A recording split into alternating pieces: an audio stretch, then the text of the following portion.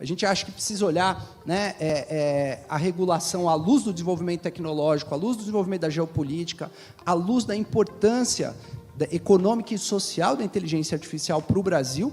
A gente não está falando só de uma tecnologia, a gente está falando de um ponto de, né, convergência da revolução digital com o processamento de dados automatizados, que isso aqui só tem paradoxo, né, comparativo com a própria Revolução Industrial lá atrás, quando a Revolução Industrial surgiu e mudou tudo.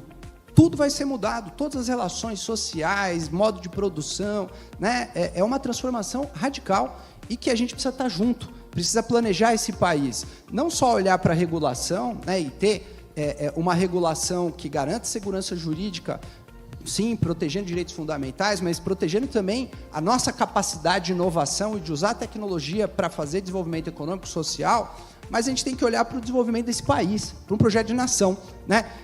A gente precisa de um projeto de nação onde a gente vai colocar o letramento digital para usar as tecnologias com inteligência artificial que as empresas de processamento dos estados vão colocar para melhorar a vida do cidadão. O cidadão precisa ter letramento para poder usar. Né, melhorar a capacitação da mão de obra para a gente ter mais mão de obra para poder operar a tecnologia, fazer inteligência artificial, mexer com cibersegurança também, que é para ontem.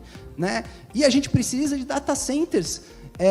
Se a gente for pensar aqui que tudo que a gente produz, você vai no mercado, você faz uma compra, tem um data center ali processando. Você vai fazer uma call ali, né, numa videoconferência, tem um data center processando aquilo. A gente só processa 40% disso tudo.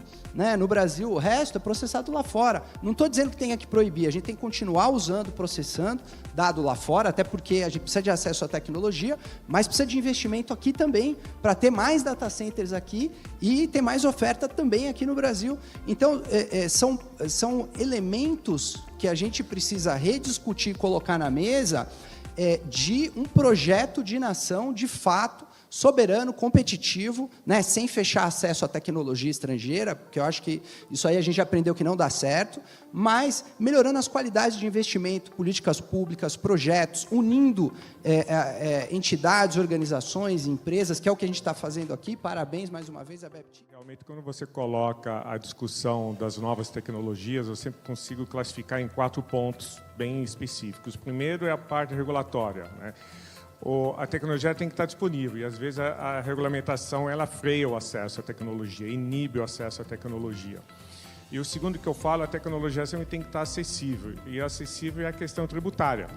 A questão tributária, ainda mais quando se olha o Brasil, até toda a reforma tributária, que era para simplificar, está tentando simplificar, mas ainda tem diversos impostos, mas torna justamente a tecnologia menos acessível devido à carga tributária excessiva. E o terceiro ponto, obviamente, que é extremamente importante, que é a qualificação e o conhecimento. Então, eu vejo que, na realidade, o governo tem um papel muito importante, não é só simplesmente não cobrar o imposto, né? E, na realidade, ele tem que fazer o seu papel, principalmente na educação, que é super importante, indiscutivelmente importante, assegurar que a regulamentação ela esteja adequada, que ela atraia o investimento. Sem isso, a gente não consegue avançar. E tem um ponto muito importante aqui no Brasil, que, na realidade, que, de certa forma, ainda está na mão do governo, que é justamente a malha energética. Né? Toda essa infraestrutura de energia elétrica hoje, né, do acesso à energia, e o outro justamente já está mais ou menos privatizado, mas também a gente tem muito problema, que é a parte de comunicação. Então, a gente tem que assegurar que o governo traga essa infraestrutura disponível para que a gente consiga... Favorável à regulamentação, obviamente a gente tem as nossas adaptações enquanto país. A gente está numa era digital, então a gente está no momento transacional, né? Fazendo uma adaptação, absorvendo as novas tecnologias, ao passo que a regulamentação está sendo posta aqui para que a gente possa fazer todas as nossas contratações e entendimentos sobre o uso da inteligência artificial. Mas o meu grande ponto aqui é o uso ético. Né? Quando a gente fala de ética, a gente está falando de senso comum, de direitos fundamentais. E se a gente não considera a ética como um ponto balizador e voltar a ter a reinserção dela na discussão do Estado, a gente fica sem os parâmetros e, em especial, no uso dessas tecnologias, a gente acaba produzindo eficiência com discriminação, com desigualdades, né? Numa roupagem de eficiência, acaba gerando desigualdades pelo aquilo que pode ser produzido.